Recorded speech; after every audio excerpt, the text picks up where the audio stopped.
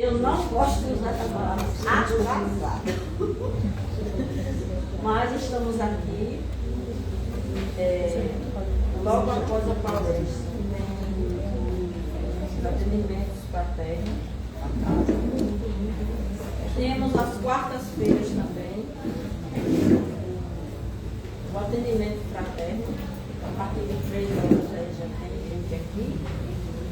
E por aí vai. Então, como é de costume, a gente iniciar nossos trabalhos com a prece. Vamos fazer a prece que o Senhor Jesus nos ensinou, fechando os nossos olhos, nos concentrando aqui na casa com as energias. E ajuda a Deus e a Jesus para que nós possa ficar concentrados aqui. Pai nosso que está nos céus e na terra e toda parte do universo, santificado seja o vosso santo nome. Venha a nós o vosso reino, seja feita a vossa vontade, assim na terra como nos céus. Pão nosso de cada dia, dai hoje, Senhor. Perdoai as nossas ofensas, assim como nós devemos perdoar os nossos devedores e associados. Não nos deixeis cair em novos erros e novas tentações, mas nos livre de todo mal. Eu vou abrir aqui.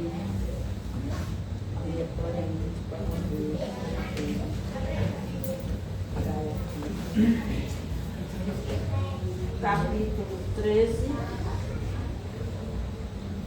Não saiba a vossa mão esquerda o que da vossa mão direita.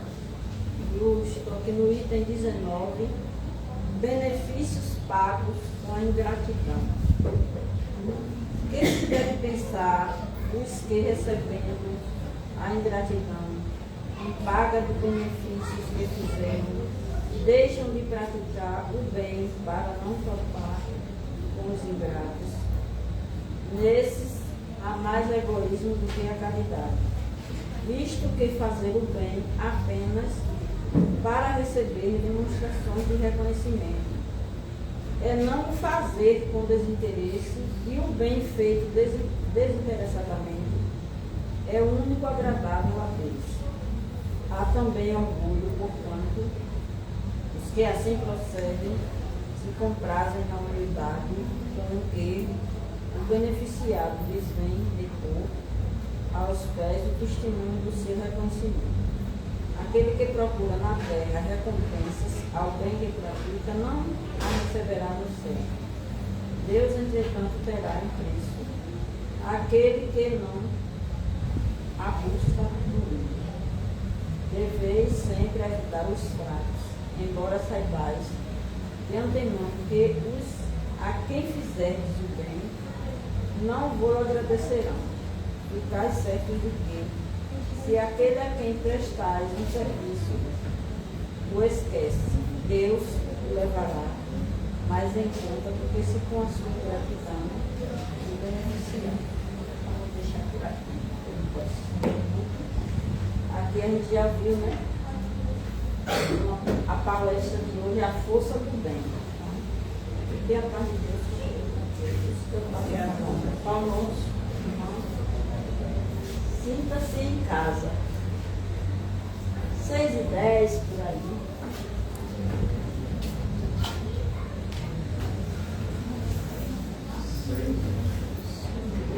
Eu acho, né? 6h15, 6h20 por aí. Quem já começou já. Boa tarde, mais uma vez. É um prazer estar aqui nessa casa mais uma vez. Estive aqui em outras condições.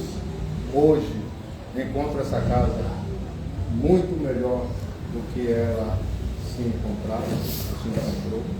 E graças ao esforço, graças à perseverança, graças ao trabalho constante e graças eu perseguir o objetivo maior, que é oferecer ajuda a quem necessita. e observo, vejo com muito carinho. Tem rostos aqui que eu conheço, outros eu ainda não, né? Mas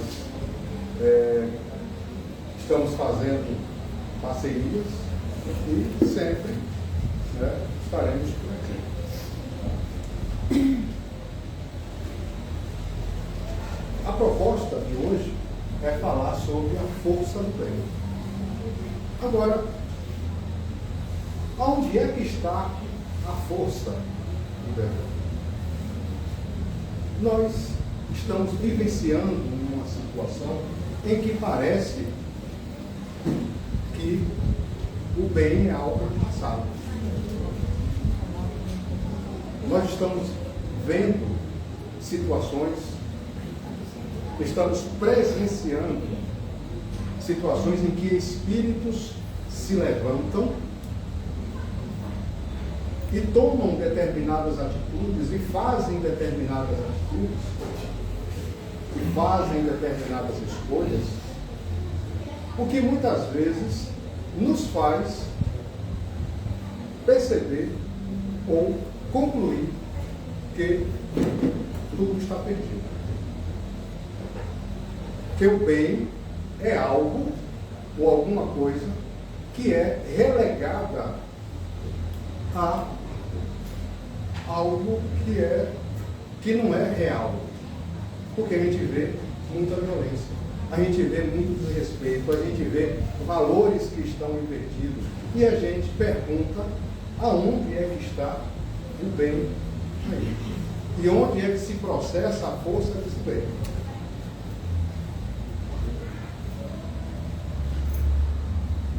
Nesse capítulo aqui, em que a irmã se vem nos falar sobre a força do bem, ela começa com um trecho do Evangelho, aonde na maioria das vezes nós tomamos esse trecho e fazemos uma interpretação, que muitas vezes essa interpretação é uma interpretação que merece uma análise mais aprofundada. O seguinte, veja exatamente o que é que se coloca aqui. Tá? Toda ideia nova forçosamente encontra oposição. Isso está lá no Evangelho segundo o Espiritismo, capítulo 23, item 12. Tá? Que não há nenhuma ideia nova que se implante sem lutas. Ora, dessas coisas, a resistência é sempre proporcional à importância dos resultados, porque quanto maior ela, tanto mais numerosos são os interesses que essas mudanças elas vão ferir. Então, atribuímos muitas vezes a ideia de que a prática do bem, ou a ideia de um desenvolvimento espiritual, ou observamos que existe uma ideia nova, essa ideia vai dizer o seguinte: estamos nós, apesar de dizer que nós estamos num mundo de provas e expiações, eu posso já dizer e garantir a vocês, porque isso foi desde 2010, que nós, a partir de agosto de 2010, não sei se é 10 ou 20 de agosto, num determinado seminário, né, num determinado congresso espírita de Goiás, né, aonde Bezerra de Menezes, através da mediunidade de Divaldo Pereira Franco, naquela época, traz uma mensagem psicofônica dizendo que naquele dia de agosto de 2010 o planeta estava entrando no seu processo de mundo de regeneração. E que esse processo, ele seria um processo devagar e contínuo, como todo o processo. Por quê? Tem que ser devagar. Porque nós, aqui, nascemos no mundo de provas e expiações. Mas nós vamos morrer. Porque aqui, olhando aqui, todo mundo aqui vai morrer, não ficar um. Não vai ficar um, não vai sobrar nenhum. Todos vamos primeiro morrer e depois vamos desencarnar. Porque primeiro ocorre a morte do corpo físico e depois ocorre o desenlace. Tá? Então todo mundo aqui vai morrer. E todos nós vamos morrer no mundo de regeneração. Mas quantos de nós estaremos regenerados? É aí que se encontra e é aí que nós precisamos observar aonde é que está a força do bem. E Hermance, já no finalzinho,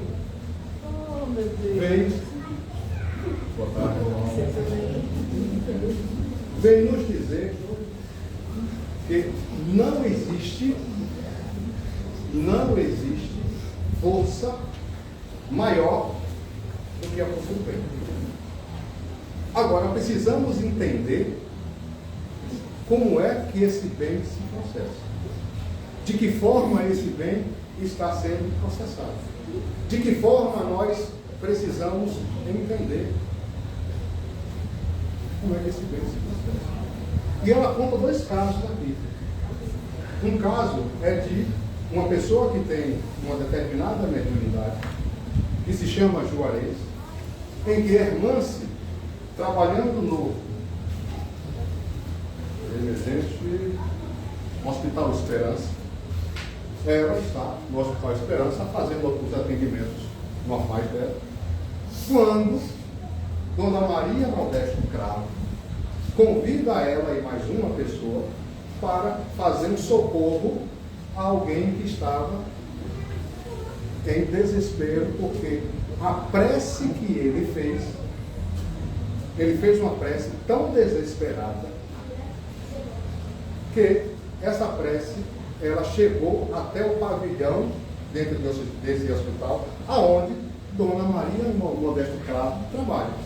E aí ela, quando recebe essa informação, ela vai e chama a Hermance mais um para seguir, para atender aquela prece. Vejam a importância que a prece tem. Toda a prece, minha gente, eu disse, toda a prece, ela é ouvida. Independentemente daquilo que eu peço. Uma coisa é eu pedir. Outra coisa é eu receber de acordo com aquilo que eu estou pedindo. Porque muitas vezes nós pedimos com a boca, mas o meu sentimento está pedindo outra coisa. Quantas vezes nós verbalizamos coisas que não são verdadeiras? Quantas vezes eu abro a minha boca para dizer que eu estou bem, sendo que eu estou destruído por dentro? Quantas vezes eu digo que eu tenho esperança se no meu íntimo existe desalento? E aí eu abro a minha boca e peço, mas o meu coração está dizendo outra coisa. E onde é que vai ser atendido? É pelo que eu falo ou pelo que eu sinto? Porque Deus não ouve palavra de ninguém. Deus, você sabe por quê? Porque a gente tem a mania de que quando vai falar com Deus, a gente procura as palavras mais bonitas para poder falar, pensando que a gente vai enganar. Porque no nosso cotidiano, quando a gente quer ajeitar uma pessoa, que quer convencer uma pessoa, a gente não começa a fazer aquele que meu pai chamava de Certa Lourenço, né? Que você vai conversando com uma pessoa, até na hora que você convence. Mas Deus não se engana. E Deus vai olhar o quê? Eu estou pedindo as coisas a Deus, mas Deus está vendo a minha intenção. E Deus só vai atender a minha intenção e não o que eu estou pedindo. Esse cidadão aqui, que se chama Juarez, ele é tipo um médium, né? Ele trabalha, ele faz palestras, e aí o que é que acontece? Ele tem uma empresa, e dentro dessa empresa ele está lá na casa dele. Já se imagina o que é que ele, já se imagina que ele iria receber um papel com uma determinada execução judicial, uma intimação, aonde ele aparentemente iria dizer que ele iria perder alguma coisa, ele tinha que pagar, e a dívida dele era grande. E aí o que é que acontece? A característica do Juarez. Ele é uma pessoa que é do tipo pavio. E quem chegou, o fiscal que chegou, era uma pessoa também de feição e personalidade carrancuda. Mas que aquela conversa foi rápida. E ao invés de uma execução judicial, foi feita apenas uma advertência. Quando o homem sai, o seu Juarez fica aliviado. E aí seu Juarez começa a dizer o seguinte: vê se a gente se vê aí.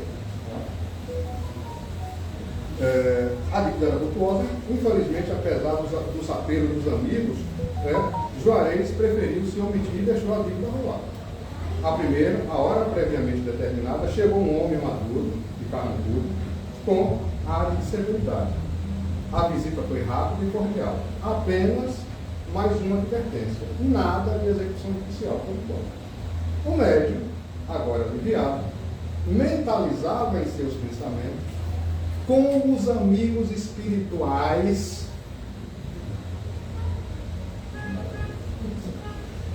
como os amigos espirituais são bons e amparam quem está na tarefa, porque ele achava que, pelo fato de ele ir, assim como eu estou fazendo agora, vindo aqui palestrar com vocês, lá no mundo espiritual eu ia ser visto com outros olhos e podia passar a mão na cabeça sem que eu precisasse trabalhar. E aí o que é que acontece? Ele utiliza algo que muitas vezes nós utilizamos, que é a barganha. Eu tenho as minhas obrigações e eu não cumpro as minhas obrigações. Existem os avisos que eu preciso seguir um determinado caminho. Quando eu não sigo, existe uma lei universal, uma lei natural chamada lei de causa e efeito. E existe uma lei divina que regula essa lei natural, que diz o que a gente precisa fazer e de como nós precisamos nos comportar e de que tudo que nós fazemos tem uma consequência. E aí eu imagino que eu posso fazer isso de qualquer jeito, mas eu posso chegar ali e fazer uma prece, e aí a espiritualidade vai ficar aqui comigo. Não, eu não posso fazer isso. Eu posso acender uma vela. Eu posso fazer uma promessa. Mas, o que é que eu estou procurando? Eu estou procurando facilidade. Existe o meu trabalho que eu preciso fazer, e existe a questão de que, muitas vezes, como acontece conosco, ou como a maioria de nós, a gente vai pela chamada lei do menor esforço. Menor esforço e ganho máximo. E na verdade não é. Aonde é que nós estamos utilizando a força do bem? Não estamos. Porque muitas vezes nós estaremos nos utilizando de um artifício, pensando que estamos enganando a espiritualidade, mas na verdade estaremos enganando a nós mesmos. Porque uma hora ou outra nós seremos surpreendidos estaremos de frente com a verdade. E quando a gente estiver de frente com a verdade, não vai adiantar quantas vezes eu estive aqui palestrando com vocês e eu não fiz o que era necessário. Eu cheguei aqui para dizer para vocês que todo mundo aqui precisa respeitar primeiro a si e respeitar o outro. Mas eu não faço. Eu só digo que vocês precisam respeitar. E eu não faço. E eu imagino que pelo fato de eu estar aqui, eu vou ganhar os méritos, como tem lá no livro Nosso Lar, o bônus hora. Eu digo para vocês o seguinte: o nosso patrão, que se chama Deus, que criou essa questão desse bônus hora, o nosso patrão é um patrão que, para que eu ganhe um bônus hora, eu preciso trabalhar, e não é pouco. E aí ele coloca um gerente que é o gerente mais exigente que existe para nós. Sabe qual é o nome desse gerente? Jesus. Que veio nos trazer e veio nos dizer o seguinte: se você quiser ganhar bônus horas, faça o que eu estou te dizendo. E quando a gente pergunta para ele o que é que eu preciso fazer, ele coloca uma quantidade de coisas que são necessárias, que ele pede o seguinte: você quer ganhar um bônus horas? Seja gentil com as pessoas. Você quer ganhar um bônus horas? Respeite. Você quer ganhar um bônus horas? Faça o serviço, não querendo apenas você se beneficiar, mas também beneficiar. Então, o bem, ele vai estar relacionado com a forma com que eu faço aquilo que a lei divina me pede para que eu faça. E aí ela continua falando sobre isso, e vem sobre essa questão seguinte: o ser humano é essencialmente místico. Nós somos místicos. Por que nós somos místicos? Porque nós acreditamos na divindade. Nós acreditamos que tem algo acima da nossa capacidade. E tudo que está acima da nossa capacidade, nós vamos chamar de divindade.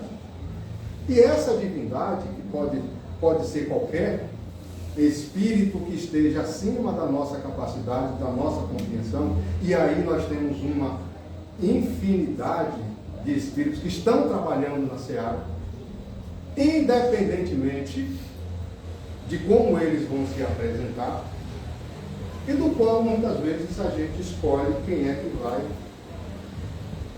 tratar da gente.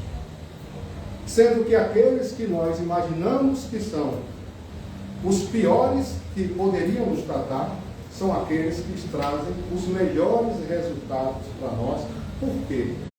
Que são medianos, espíritos de escola, até chegar.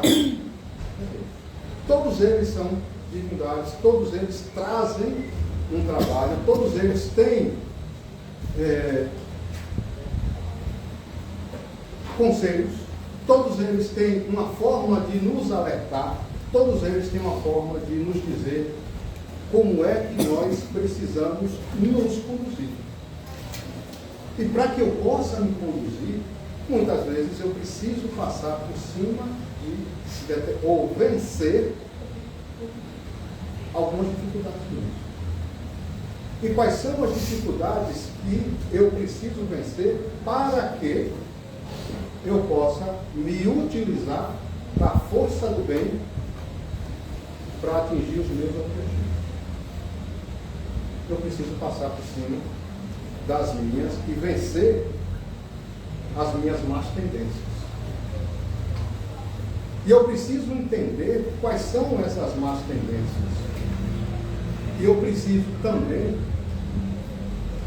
fazer esta conversa íntima comigo e saber se eu estou disposto ou não a fazer essa mudança, de vencer essas más tendências. Porque em tudo que nós fazemos tem consequências. Eu falei, absolutamente tudo que nós fazemos tem consequências. Por quê? Porque isso não é lei.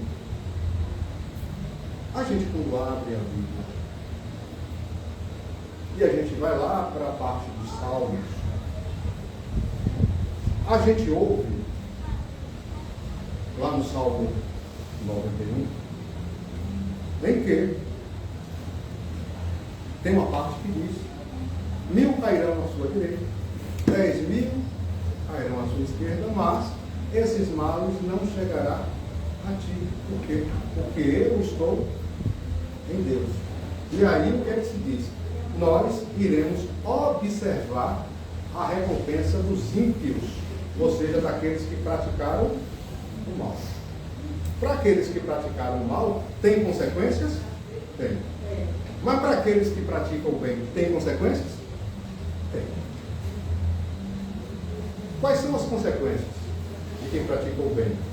As consequências são de receber essa glória, essas graças e esse merecimento de estarmos caminhando. Mas também, em todo e qualquer movimento, seja ele para o bem ou para o mal, existem as forças que são contrárias. Quando nós estamos tendendo a fazer coisas que são más, os espíritos que são bons vêm nos alertar para que a gente não faça. Quando nós praticamos o bem, existem espíritos que não querem que nós saiamos daquela condição para que a gente não melhore. E aí se utiliza de vários instrumentos. E a grande pergunta que eu preciso fazer para mim é: eu estou disposto a aceitar as consequências de tudo aquilo que eu vou fazer? De todo o bem que eu vou praticar? Às vezes a gente encontra opositores que muitas vezes nos faz mudar ou nos faz pensar duas vezes e muitas vezes desistir de fazer isso para o bem. Uma delas é quando eu preciso mudar. Eu estou dentro de um determinado segmento religioso e eu vou mudar para um outro segmento religioso. E aí eu vou enfrentar uma série de situações. Preconceito. E eu vou enfrentar, às vezes, amigos que vão se afastar, mas também eu posso enfrentar a família. E a família tem um peso grande, muitas vezes, nas nossas decisões. E muitas vezes eu preciso saber se, para praticar o bem, se eu estou disposto a aceitar quais são essas consequências. Jesus, ele fez a proposta de praticar o bem, de trazer a mensagem. E Jesus se perguntou se ele estava disposto a arcar com as consequências dessa mensagem que ele ia fazer. Ele disse que sim e pagou o preço. Porque ele foi trazer uma mensagem em um sistema que estava instalado e ele foi aquela criatura que veio fazer essa situação. E muitas vezes nós somos chamados a fazer escolhas. E às vezes a gente é perguntado se a gente quer ou não fazer essas escolhas. Ou se a gente está preparado ou não para essas escolhas. Quando nós estamos preparados para fazer essas escolhas, precisamos também estar preparados para aceitar as consequências que advêm daquela escolha. Seja para o bem, seja. Então tudo na vida tem consequências. A segunda que ele fala, que ela fala aqui, só com 5 minutos agora.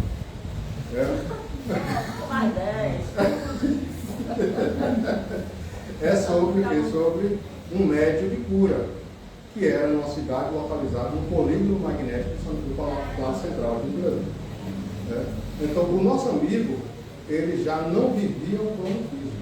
Ou seja, ele vivia quase que numa esquizofrenia. Ele vivia num mundo em que ele, praticamente, ele deixou de existir a sua vida de relação. Porque como ele era médico, então ele estava praticamente como se ele tivesse já desencarnado.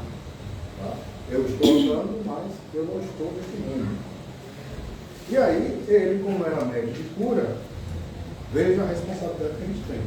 Tá? Ele, como era médico de cura, então a gente vai achar o seguinte: eu sou médico de cura. E aí, eu vou chegar na minha irmãzinha aqui, vou tocar nela e ficar curado.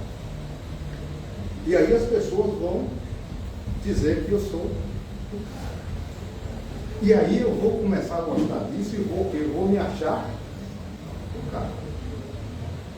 E aí eu vou vivenciar uma situação em que eu vou deixar de ser o instrumento, que eu sou o instrumento, para achar que eu sou o último biscoito do pacote.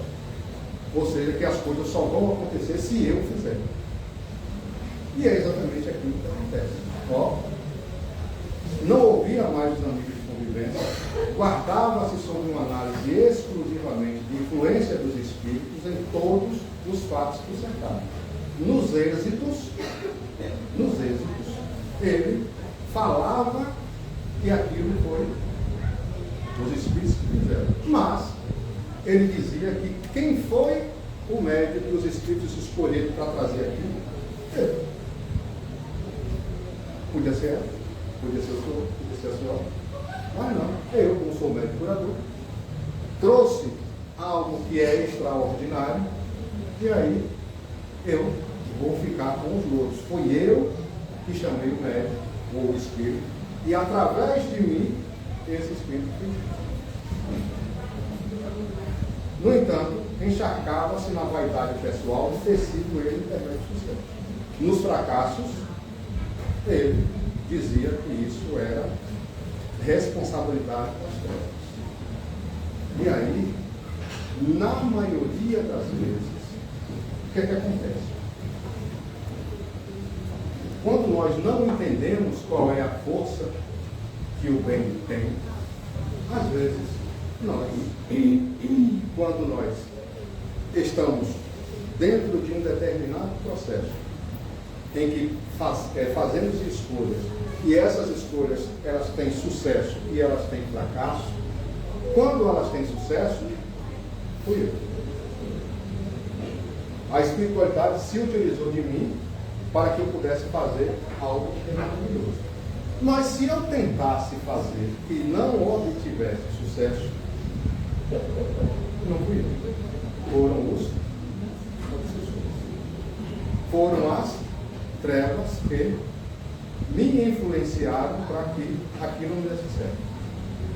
E na verdade, na maioria das vezes, um percentual, que muitas vezes é um percentual elevado, as trevas, elas não têm muita influência direta nisso. Por quê? Elas vão se aproveitar de quê? Da brecha que eu deixar aberta. Eles vão influenciar a partir da brecha que eu deixar aberta. Na maioria dos nossos insucessos, nós atribuímos esses insucessos à espiritualidade da treva. E qual foi a minha participação no insucesso? O que foi que eu devia fazer e não fiz, e por conta desse dever, ou dessa obrigação que eu devia fazer e não fiz, e que isso deu errado, aonde é que está a minha participação? E qual é o problema que tem de eu assumir que eu fui parte desse fracasso? Por que eu vou apenas atribuir isso aos espíritos das trevas ou aos obsessores, já que eles não podem estar aqui para se defender?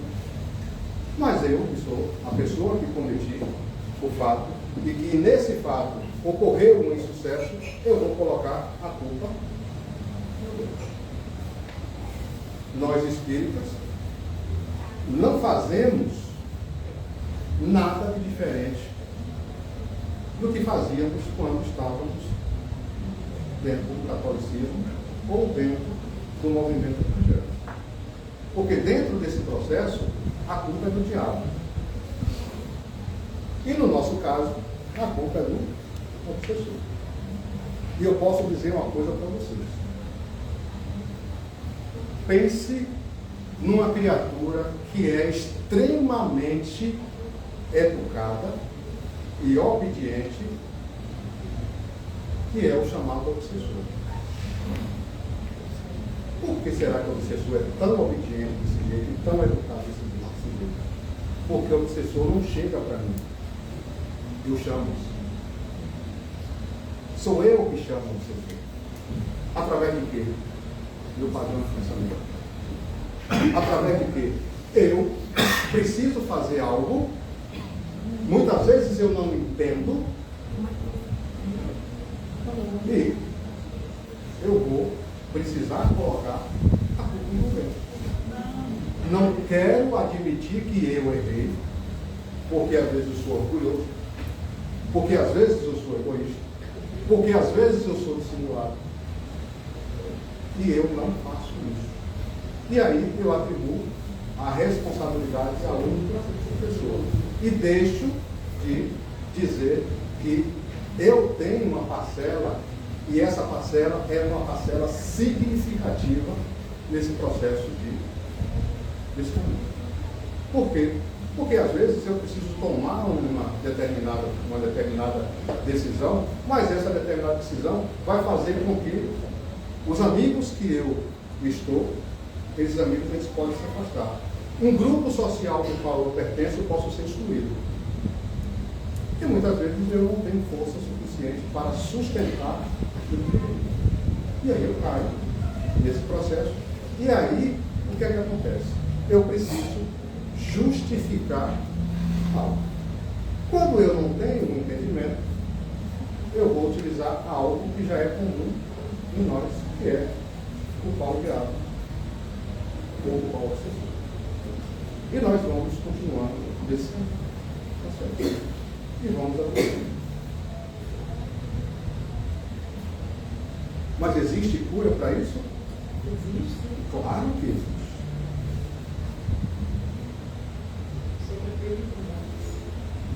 E como é que essa cura se processa? Essa cura se processa a partir do ponto em que eu digo, eu não vou mais fazer esse tipo. Essa é minha primeira resolução é essa. Quando eu digo que eu não quero mais fazer desse jeito, eu vou quebrar um padrão do qual eu estava submetido. Quando eu quebro esse padrão, o que é que acontece?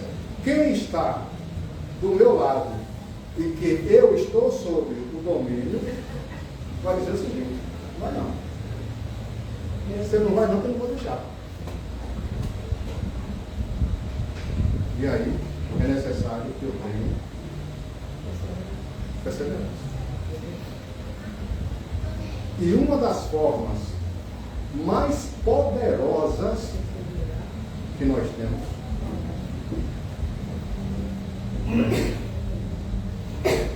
prece. Uma prece sentida. Uma prece que vem lá do fundo, aquele desejo de se libertar daquela situação. Isso acontece porque a espiritualidade superior, a espiritualidade que trata do bem, ela está aguardando o nosso pedido de socorro e vai nos orientar de como as coisas precisam ser feitas. Mas quando eu faço a minha oração, a minha prece e tomo a minha decisão, isso acontece, essa melhora acontece assim? Não. Por que não acontece assim? Porque mágica não existe. Exatamente. Mágica é o que, minha gente? É ilusão. Então existe o que? Existe um processo em que eu estive em um determinado caminho e agora eu preciso refazer esse caminho. E para refazer esse caminho, existem algumas consequências. Só que eu não consigo fazer isso sozinho. E eu preciso da ajuda da Espírito Santo. Por isso que às vezes, quando nós tomamos a decisão de melhorar, parece que as coisas tudo pioram ao nosso redor. São criadas situações para nos convencer de que não vale a pena, de que a gente não vai conseguir. Mas isso é ilusão. Eu posso dizer para vocês categoricamente que isso é ilusão. Dói. Dói. Mas se eu resistir, a coisa acontece. Por que a coisa acontece? Porque quem me disse isso se chama Jesus.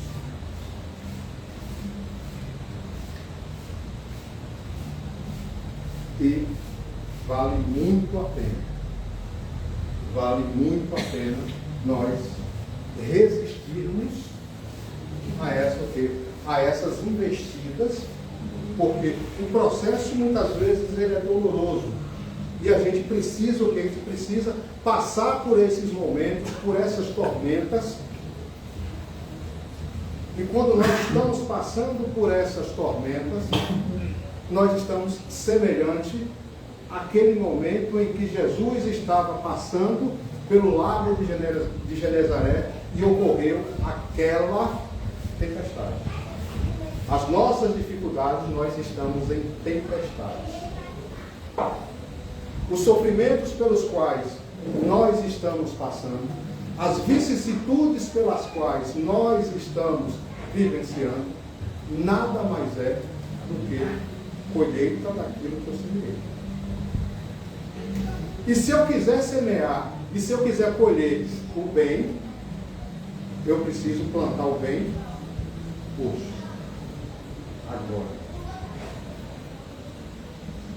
Eu preciso mudar a minha forma de pensar. Mas eu vou ser atentado, vamos dizer, e eu não vou conseguir. E no outro dia, se eu não conseguir, eu vou ficar desesperado. Não precisa ficar desesperado. Porque nós estamos semeando. E se eu quiser colher o bem, eu preciso semear o bem. Porque se eu tenho dificuldades hoje, é porque eu semeei o mal. Ou fiz uma escolha que não era uma escolha das mais adequadas. Mas eu digo para vocês, porque quem me disse isso foi Jesus, através da sua mensagem.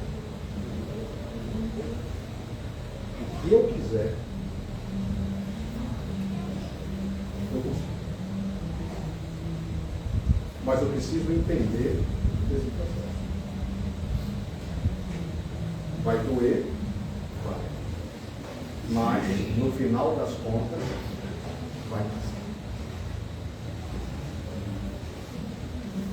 E todos nós seremos vitoriosos. Mas para que isso aconteça, é necessário que comecemos hoje esse processo de mudança. E aí, esse processo de mudança, ele ocorre dia a dia. Quando eu acordar, eu posso dizer o seguinte: hoje eu não vou fazer algo que eu fazia antes. Algo que me faz ficar para baixo, hoje eu não faço. E amanhã eu digo a mesma coisa. Por quê? Porque amanhã não existe. Amanhã não existe, amanhã é uma promessa. Segunda-feira é uma promessa, porque eu estou vivendo que dia? Domingo. Eu não estou vivendo sábado porque sábado eu já vivi. Já passou sábado ontem. Eu estou vivendo domingo. Domingo é hoje. Partindo daqui, segunda é amanhã. E o amanhã, eu não sei o que é para acontecer. Mas quando chegar amanhã, que vai ser hoje, eu vou chegar e vou dizer, hoje eu não vou fazer. Por que eu estou dizendo isso para vocês? Eu sou dependente químico. Eu fumei por mais de 20 anos. E eu descobri a importância do só por hoje. Só por hoje eu não vou fumar. Vai fazer 14 anos. Entende? Então, só por hoje eu não vou fazer aquilo que me traz angústia. Que tipo de comportamento eu tenho que me traz angústia? Que tipo de comportamento faz com que eu fira uma outra pessoa e depois eu me sinto mal? Hoje eu não vou ser agressivo. Hoje eu não vou ser assim. Hoje eu não vou ser assado. E a gente consegue. Porque o que vale mais a pena é o dia de hoje. E é aí que está a força do mundo. Na questão dos fumantes, né? Eu também sou ex-fumante e a gente sente a vontade de fumar todos os dias. Quando passa o cheiro de cigarro, quando a gente toma um café, a vontade de fumar todos os dias está presente. E a cada dia a gente tem que fazer esse exercício exatamente, dessa afirmação positiva de que a gente não vai. Porque tudo é uma questão de disciplina. A gente precisa ter disciplina, foco e força de vontade. Porque toda a espiritualidade está em volta da gente, pronta para nos auxiliar, desde que a gente queira. Eu também sou ex-fumante há mais tempo do que você. 15 ou mais. Mas eu sinto vontade de fumar todo momento que eu passo por alguém que está fumando, ou que eu sinto o cheiro, eu sinto a vontade de fumar. Então a fraqueza está aqui ainda. Né? A dificuldade ainda está aqui. Cabe a mim alimentar ou não. E aí é a força de vontade. Assim é com tudo. Qualquer coisa. É o alimentar-se, né? O doce é uma dificuldade que eu tenho muito grande. Eu gosto muito de doce. Então eu tenho que me policiar no doce. E eu digo a mim mesmo, Débora, pare, você não aguenta. Pare. Falo em voz alta para eu me escutar. Parece que é coisa simples, mas não é. Não é. Na verdade, é um exercício de disciplina. Exatamente. O hábito de xingar, o hábito de falar mal, o hábito de querer saber a vida do outro. Diversos hábitos são vícios, né? Que a gente pode modificar nessa perspectiva de fazer o bem. Fazer o bem, principalmente a gente. Se a gente não consegue fazer o bem para a gente não consegue fazer para o outro. Melhor, gente, eu vou dizer uma coisa para vocês. Que essa questão de fazer o bem, né, está nas mínimas coisas. Nos meus relacionamentos que eu tenho, as mínimas coisas. Eu preciso ser gentil com as pessoas. Eu não preciso ser besta. Eu preciso ser gentil. Eu preciso me posicionar, eu preciso colocar limites. Mas eu não preciso ser agressivo. Porque essa é a proposta do mundo de remuneração. Eu preciso lutar pelos meus direitos, mas eu não tenho que ser agressivo. Existem os canais, existem as instituições que eu vou procurar. Mas não vai resolver, mas eu também não sou juiz. E aí, se eu resolver fazer isso pelas minhas próprias mãos, o que é que acontece depois? Não presta. Não sobre isso. Nós estamos aqui para vivenciar. Nós precisamos um do outro e precisamos vivenciar as nossas experiências para que possamos se viver. Não faço muito. Mas quero agradecer imensamente, né, por vocês terem aí me escutado. Tá? Jesus abençoe. E não esqueça que tudo a gente consegue. Tudo a gente consegue. Tá? A gente vai sentir as consequências, a gente vai sentir os sintomas daquela mudança, porque vai ter alguém que não quer que a gente mude. Nós somos espíritos eternos. E com certeza o mundo. Tá? Muitíssimo obrigado, gente.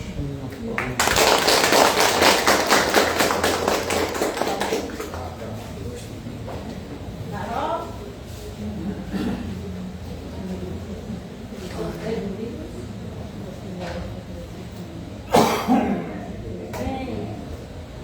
Sirva de exemplo para todos nós, né? Essa belíssima, linda, maravilhosa palestra, né? Que a gente possa nos policiar e a partir daqui a gente trabalhar em nós mesmos, as nossas mais inclinações, as nossas mais tendências. Muito obrigada a todos pela presença, pelo amor. E os trabalhos continuam. Um abraço aqui no irmão. Bem-vindos. Olá, gente. Bem-vindos. Bem-vindas. Agradecemos a Francisco por essa palestra, essa contribuição ao cristanato. E é dessa forma que a gente encerra esse primeiro momento. Mas temos um outro, gente. Qual é o momento? Do livro. O sorteio do livro. Cadê a lista de presença? Temos aqui essas. Aqui, ó. Aqui, ó. Os linhas. Eu vou escolher? Vamos convidá-los.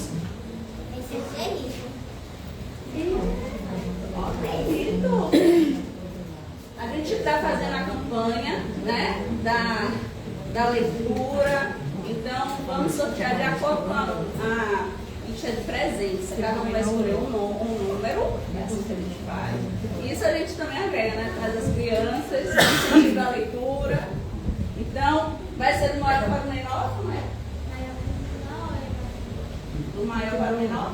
Pode ser? Pronto. Henrique. Foi da última vez, Carol? Minha xará. Carol, Elisa, Henrique. É do 1 até que número? Até o 29. Até o 29. Então você me diz, Henrique, que número você? A Carol falou que semana passada foi do maior para o menor, então agora Então é do menor para o maior. Então, desculpa, Elisa, é você. É verdade. As responsáveis desse setor. Então, 21. 21. Quem é 21? Robson Castro Rocha. Gente nova! Ô, coisa boa. Vai tirar foto para registrar um momento. Ó. É.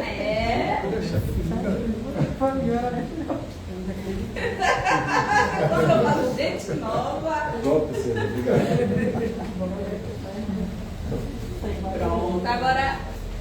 E aí, Carol? Que número? Número 8. José Carvalho Lima. Quem é? Quem é? Procurando. José Carvalho. Eu procuro, eu não conheço o seu José, não.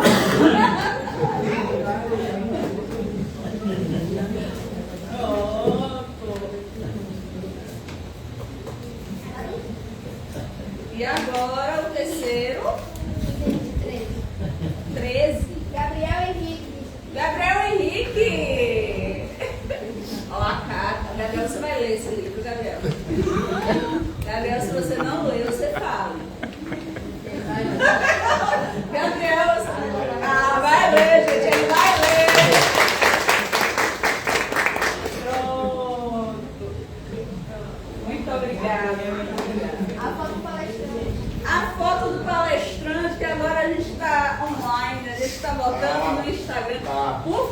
acompanhe primeiro o palestrante puro, né?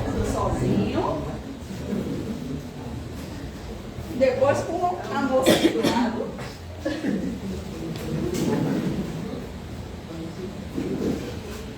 Muitíssimo obrigada. Ó, gente, acompanhe o Instagram do Cristanato. Estamos fazendo as lives do Cristanato nesse momento pelo meu pessoal, pelo meu Instagram pessoal e profissional, porque ali é pessoal e profissional. Enfim, o meu tá no Carol Nascimento, terapeuta, só que eu salvo para poder ir e compartilho, boto como colaborador Cristanato, para ele salvar o Cristanato. O Instagram, até então, a gente sempre fez as lives pelo Instagram do Cristanato, só que teve uma mudança que só pode fazer lives a partir de uma quantidade mínima de 1.000 seguidores. E isso meio que mexeu um pouquinho, a gente teve que fazer dessa forma. Mas estamos também pedindo que sigam o YouTube do Cristanato, que está lá, Cristanato está lá com eles também, para que a gente tenha uma quantidade de inscritos, para que a gente possa também salvaguardar conteúdos daqui. Estamos, deixa eu, Lia, você falou dos dias, não foi das atividades, que é dia de domingo e dia de quarta.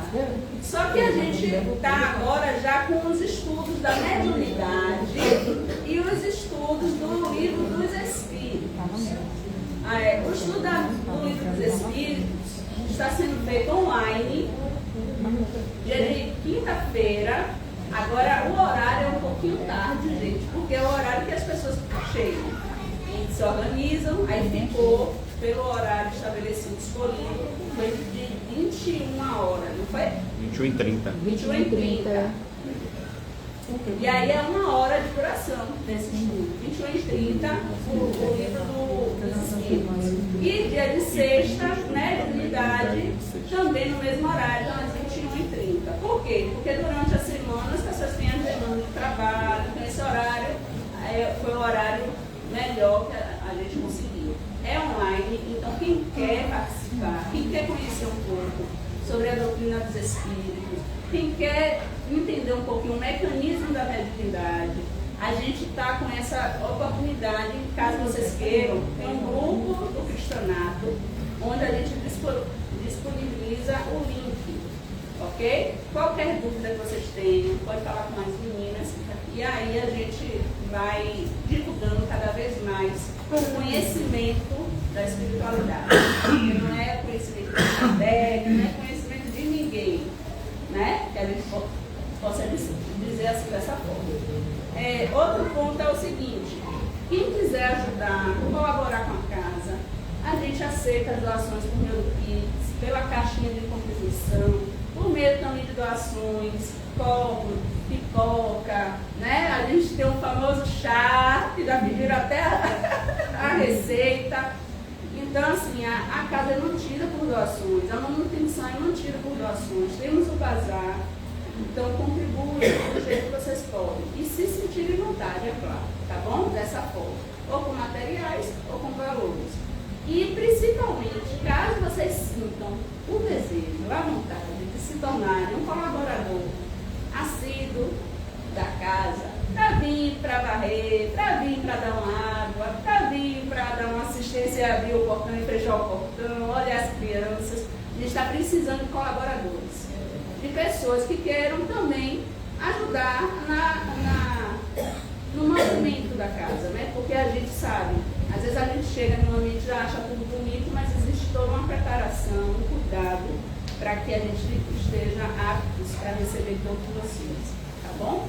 Muito obrigada a Start Fibra, possibilita a divulgação, né, por meio da internet. A gente tem essa parceria com a Start Fibra e temos também uma parceria com a Medvida, que é um espaço holístico, é um espaço integral, que o Cristanato fez essa parceria recente. Uma amiga nossa, ela é psicanalista, e lá nesse espaço tem psicanalista, tem psicólogos, tem nutricionista, tem massoterapia, tudo com um valor social para os assistidos do cristanato. Então, caso queiram ter um encaminhamento da casa, para ter esse valor simbólico, né, social, vocês podem sinalizar e aí a gente já passa o papel para encaminhamento. É uma parceria de ouro, porque não é só o espiritual, né? A gente tem também essa assistência psicológica, mental, né? É muito bom, tá bom? E é isso. Só complementando mais a nossa irmã, as informações da casa. Nesse momento, elevemos os nossos pensamentos para o passe coletivo. Convido aos irmãos que fazem parte do setor do atendimento fraterno, passistas, se façam presentes nesse momento.